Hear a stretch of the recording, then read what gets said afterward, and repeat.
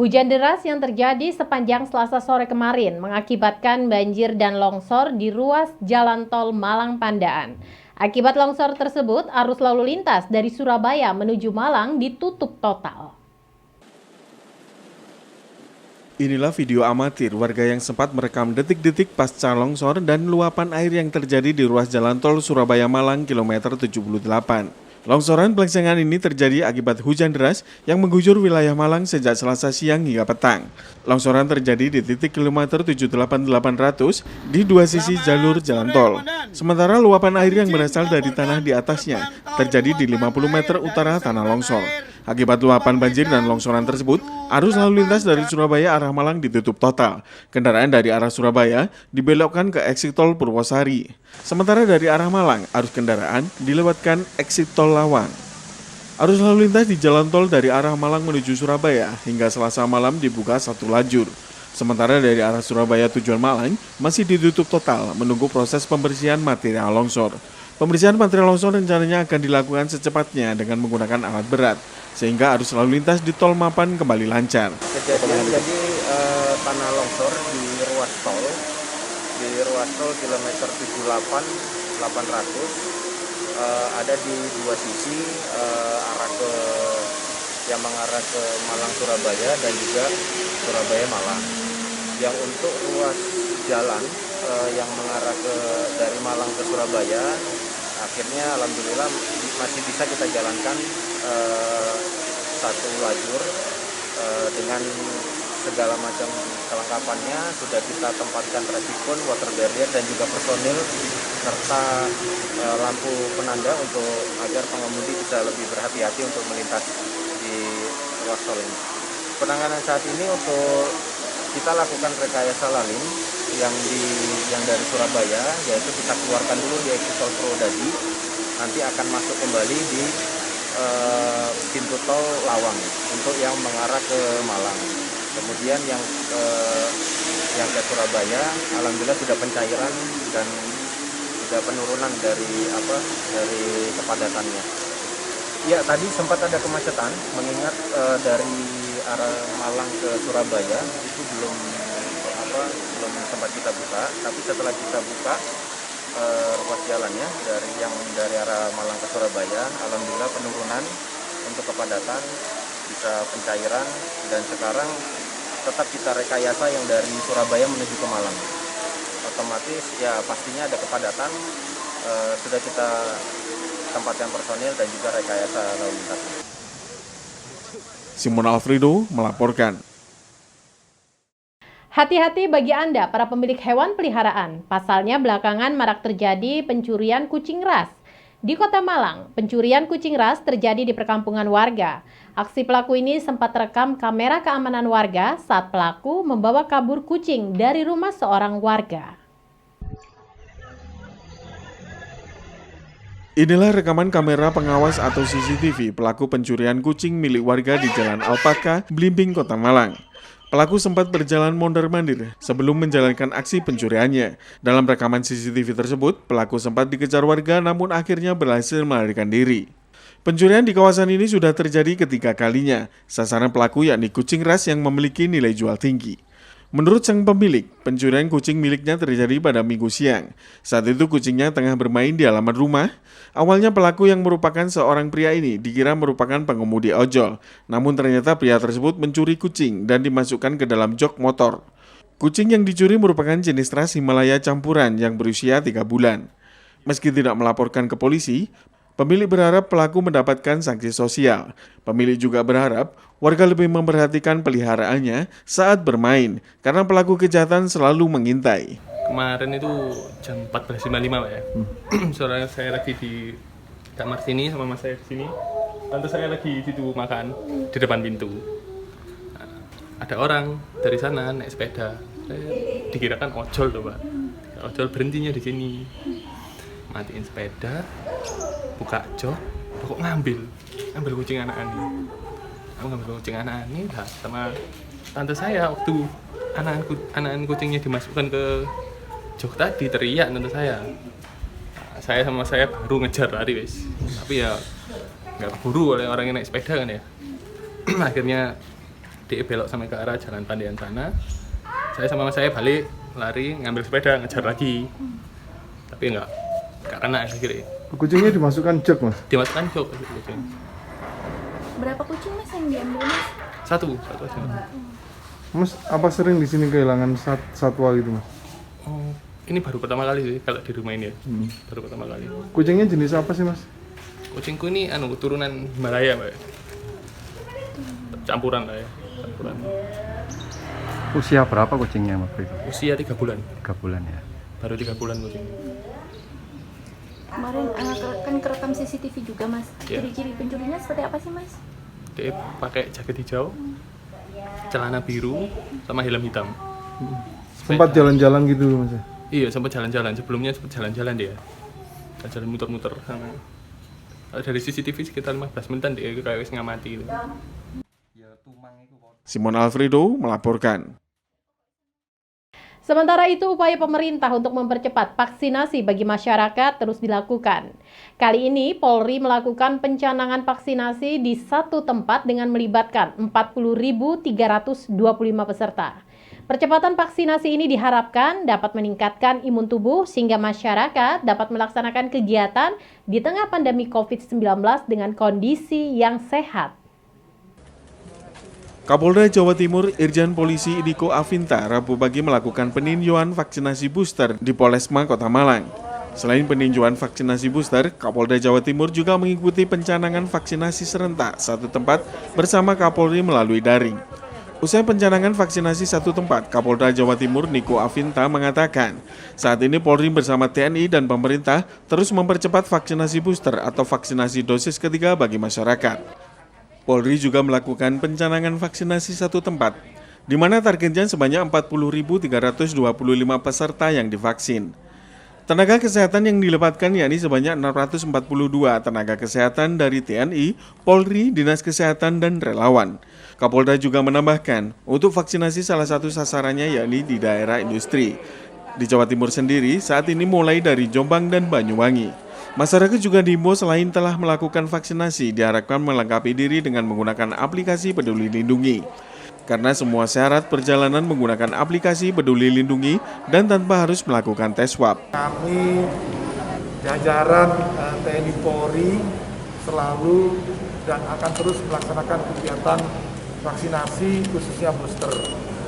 Pada hari ini kami hadir di Polkesma Kota Malang ini untuk melaksanakan vaksinasi yang dilaksanakan secara serentak di 61 titik dengan sasaran 40.345 orang. Kemudian vaksinatornya ada 642 terdiri TNI, Polri, Dinas Kesehatan, dan relawan. Kemudian kami juga melaksanakan kegiatan Vikon bersama Bapak Kapolri, di mana Bapak Kapolri hadir dengan Presiden SPSI dan melaksanakan kegiatan vaksinasi di daerah industri yang diikuti oleh Serikat Buruh. Kami juga melaksanakan ada di Jombang dan juga Banyuwangi dan tentunya akan dilaksanakan di tempat industri lainnya. Kami akan mendukung semua kegiatan vaksinasi yang ada di daerah industri bersama-sama dengan teman-teman dari Serikat Buruh. Karena penting untuk kita melaksanakan kegiatan dengan kondisi badan sudah vaksin 1, 2, dan booster. Kemudian yang kedua, tolong melengkapi diri dengan aplikasi Peduli Lindungi. Karena nanti kita ketahui bahwa perjalanan darat, laut, udara, dan juga perjalanan ataupun kegiatan lainnya, aplikasi Peduli Lindungi dan pelaksanaan vaksin serta protokol kesehatan menjadi bagian penting di dalam kita melaksanakan kegiatan maupun kehidupan kita ke depan. Jadi kita selalu akan bersama-sama dengan COVID ini, tetapi harapannya kegiatan kita juga tetap berjalan sehingga tadi yang pertama aplikasi Peduli Lindungi, melaksanakan vaksinasi secara lengkap dan tetap menjaga protokol kesehatan. Kalau ini semua bisa dilaksanakan, maka mudah-mudahan kegiatan semuanya bisa berjalan dan tentunya ekonomi bisa menjadi lebih baik. Yang paling penting sekarang adalah kami meminta dan akan bekerjasama dengan Kepala Dinas Kesehatan, dengan TNI Polri, kemudian ada Pak Kabinda di sini untuk menginformasikan supaya masyarakat mudah datang ke suatu tempat seperti sekarang ini di Poltekkes ini untuk melaksanakan vaksinasi, khususnya misalnya booster. Yang kedua, ada nomor handphone ataupun media sosial yang bisa dihubungi oleh masyarakat ketika ini masyarakat vaksinasi. Hal ini akan kami pompa terus sehingga target pemerintah dalam melaksanakan vaksin dosis lengkap ini bisa tercapai. Simon Alfredo melaporkan. Terima kasih Anda masih setia bersama kami dalam Info 7 Malang Raya. Wisata edukasi susu sapi perah Kota Batu tak hanya untuk menarik wisatawan, namun juga membantu masyarakat sekitar dengan pemanfaatan kotoran sapi menjadi biogas. Banyak wisata di Kota Batu yang tak boleh dilewatkan oleh wisatawan. Salah satunya wisata edukasi susu sapi perah yang ada di Dusun Brau, Desa Gunung Sari, Kota Batu. Di sini wisatawan selain membeli susu juga akan mendapatkan pengetahuan tentang peternakan sapi perah dan juga bisa melihat rumah produksi pengolahan susu karena 90% masyarakat Dusun Brau merupakan peternak sapi perah. Dalam sehari Dusun Brau bisa menghasilkan 5.000 liter susu murni yang nantinya akan dikirim di berbagai perusahaan susu di Indonesia. Selain menghasilkan susu, kotoran dari sapi dimanfaatkan warga sekitar untuk biogas. Masyarakat cukup terbantu dengan pemanfaatan kotoran limbah sapi ini. Karena yang biasanya membeli gas LPG, sekarang bisa memanfaatkan biogas ini untuk mengurangi sedikit pengeluaran. Adanya wisata edukasi ini dapat mewujudkan program Kota Batu, yaitu menciptakan Desa Berdaya Kota Berjaya. Harapan kedepannya bisa mendapatkan sarana dan prasarana lebih dari pemerintah dan juga penambahan sapi perah agar nantinya Kota Batu bisa menjadi penghasil susu sapi terbesar di Indonesia. Kita seiring dengan program dari Kota Batu yaitu untuk menciptakan Desa Berdaya Kota Berjaya. Nah, ini kita ikut meramaikan atau mensukseskan juga program dari pemerintah Kota Batu, yang mana untuk pemberdayaan yang di Dusun Brau ini memang sesuai dengan potensi yang ada di sini, yaitu pemeliharaan sapi perah. Jadi warganya itu menjalankan usaha untuk memelihara sapi perah dengan produksi susu. Ya, kalau harapan kita mungkin karena dengan melihat potensi yang ada di Brau sini, harapan kita nanti mungkin ada semacam bantuan lagi untuk mulai dari prasarana, dan kalau jalan memang sudah mulai diperbaiki gitu ya. Mungkin juga ini nanti ada bantuan sapi lagi, dengan populasi sapi ini kan memang juga bisa bertambah gitu ya. Karena apa, memang sekarang ini kan apalagi masa-masa pandemi. Jadi kalau susu ini alhamdulillah ini juga pemasaran malah semakin serapan susu ini malah semakin besar gitu ya. Karena apa? Mungkin masyarakat kita juga sudah mulai sadar gitu ya. Kalau dulu itu ada pelajaran 4 sehat 5 sempurna. 5 sempurnanya di mana? Konsumsi susu. Nah, itu salah satu kiat untuk mempertahankan imunitas tubuh. Ini kan harus banyak konsumsi susu gitu. Taufikur Rahman melaporkan. Akibat tidak menentunya cuaca di Kota Batu, para petani selada keriting mengeluhkan harga selada yang tidak stabil. Akibat tidak menentunya cuaca di Kota Batu, petani selada keriting di Desa Sumberjo, Kota Batu, banyak yang mengeluhkan harga selada yang tidak stabil. Curah hujan yang tinggi dapat merusak tanaman selada hingga harganya menjadi turun. Sementara itu, jika cuaca panas, hasil panen selada akan meningkat. Suwardi mengatakan hasil panen kali ini masih menurun, dikarenakan curah hujan akhir-akhir ini sangat tinggi. Biasanya satu petak bisa panen 7-8 potong, sekarang hanya 5 potong saja. Untuk harganya sendiri, dari petani saat ini turun hingga Rp2.000 per kilogramnya. Hasil panen kemudian akan dikirim di pasar-pasar seperti Pasar Karangploso, Pasar Gadang, dan pasar di Surabaya. Suwardi berharap cuaca segera membaik agar petani tidak rugi untuk panen selada selanjutnya. Sekali panen biasa ya lihat penanamannya. Kalau sekitar satu petak ini 7 potong sampai 8 potong. Kemarin kan cuaca agak cerah gitu, harga agak naik. Terus kalau sekarang cuacanya nggak menentu, jadi nggak iso stabil kayak biasanya. Kalau harapan ya pasti ada. Kalau pengeluarannya sedikit bisa naik. Lihat cuaca ini kan curah hujannya tinggi. ya bisa naik kan rusak. Dwi Cahyo melaporkan. Terima kasih pemirsa, Anda masih setia bersama kami dalam Info 7 Malang Raya. Guna mengangkat kesetaraan perempuan dan UMKM, pertemuan tingkat dunia digelar di Kota Batu. Pertemuan tingkat dunia Women 20 Indonesia yang diikuti 19 negara dan 1 negara delegasi Eropa ini digelar di Kota Batu. Kota Batu menjadi tuan rumah perhelatan berskala internasional Women 20 2022. Pertemuan Women 20 ini digelar di Kota Batu. Women 20 merupakan rangkaian G20 yang menekankan pentingnya partisipasi perempuan, terutama dalam pembangunan ekonomi global dan kesetaraan gender. Sedikitnya 19 negara dan 1 negara Eropa merupakan delegasi pada pertemuan Women 20 di Kota Batu ini. Angki Yudhistia, staf khusus Presiden RI mengatakan, hal ini merupakan perwujudan inklusi ekonomi untuk penyandang disabilitas.